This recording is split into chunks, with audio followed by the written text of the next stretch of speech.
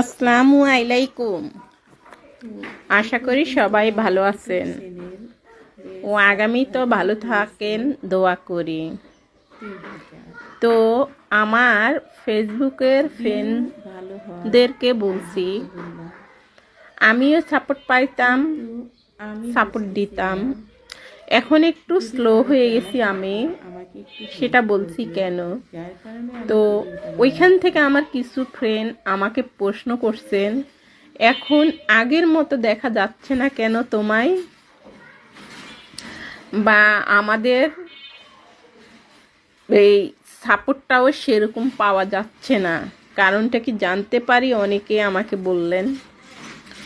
তো আমি সেটাই বলতেছি, রজব মাস থেকে রমজান মাস পর্যন্ত, রজব শাবান এই টাইমে একটু কম, কিন্তু রমজান মাসে এখন আমি যতটুকু সাপোর্ট দিই রমজান মাসে আমার আরও কমে যাবে।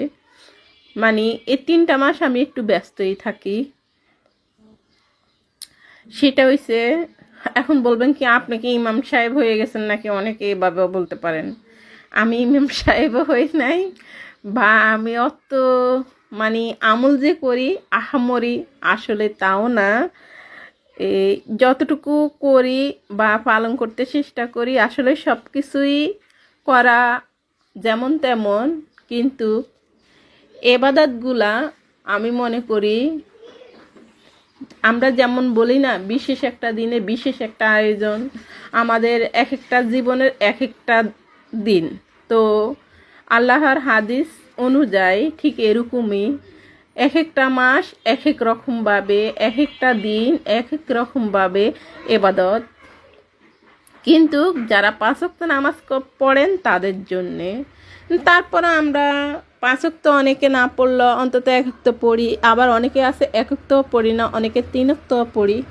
তাই আমি চেষ্টা করি রজব মাস শাবান মাস এগুলা পালন করার জন্য। এখন শাবান মাস চলে, যারা রোজা রাখেন আলহামদুলিল্লাহ, যারা না রাখেন অন্তত 2-4টা হলো এই শাবান মাসে রোজা রাখার জন্য চেষ্টা করবেন। হাদিসে আছে, হাদিসে বলা হয়েছে মুমিন মুসলমানদের ও সকল ব্যক্তিদের, আমি যদি শুধু মুমিন মুসলমান বলি এটা ভুল হবে, আল্লাহর সৃষ্টির সকল মানুষের আমল নামার হিসাব নেওয়া হয় শাবান মাসে। এটা হাদিসের কথা, আমার কথা নয়। ভুল হয়ে থাকলে মাফ করে দিবেন। তাই আমি একটু ব্যস্ত আছি, ঠিক আছে? কারো ভালো লাগলে সাপোর্ট করবেন, ঈদের পরে সব সাপোর্ট ব্যাক দিব ইনশাআল্লাহ।